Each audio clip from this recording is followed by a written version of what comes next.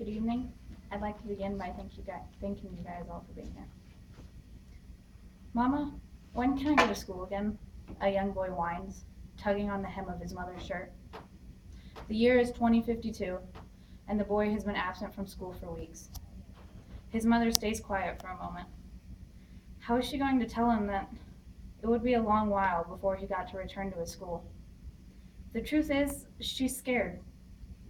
She fears for her son's safety, his safety against an invisible, unpredictable, violent attacker.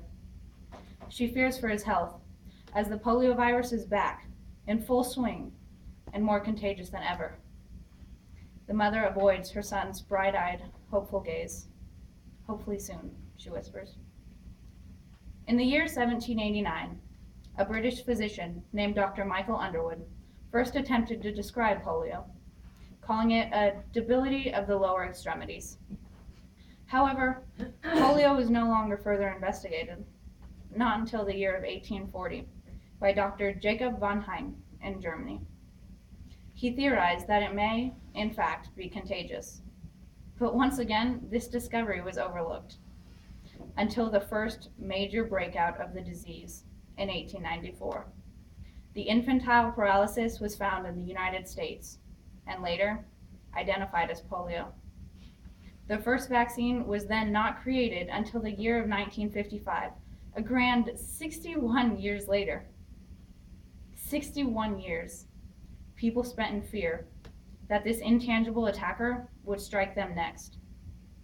Or worse, their children. But even with the vaccine in full swing, the virus was not yet contained. It was still a worldwide threat. In 1985, Rotary International launched Polio Plus, the first and largest internationally coordinated private sector support of a public health initiative. And if that isn't incredible enough, the initial pledge was an amazing $120 million. As the years continued to go by, Rotary continued to chase down and eliminate this horrible, life-changing disease.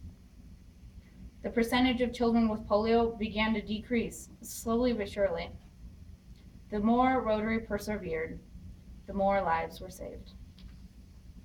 Now, the year is 2015, and Rotary, I guess it's 2016, and Rotary has reduced the amount of polio cases by 99% worldwide.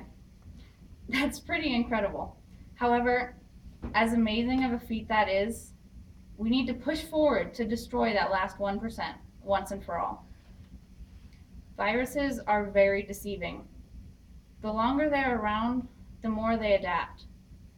Even though we have vaccines now, what's stopping the polio virus from adapting and becoming immune to these vaccines? 1% may not seem like a large number, but even that small amount is enough to throw the world back into a terrified chaos as polio reemerges stronger than ever. After fighting this awful disease for so long, we are now at the final stretch. We have been running this marathon for the last 100 years, and we are finally at the last 100 meters. This is the part where we need to give it everything we have left and kill off polio once and for all. The polio virus has no place in this world we live in. Thank you.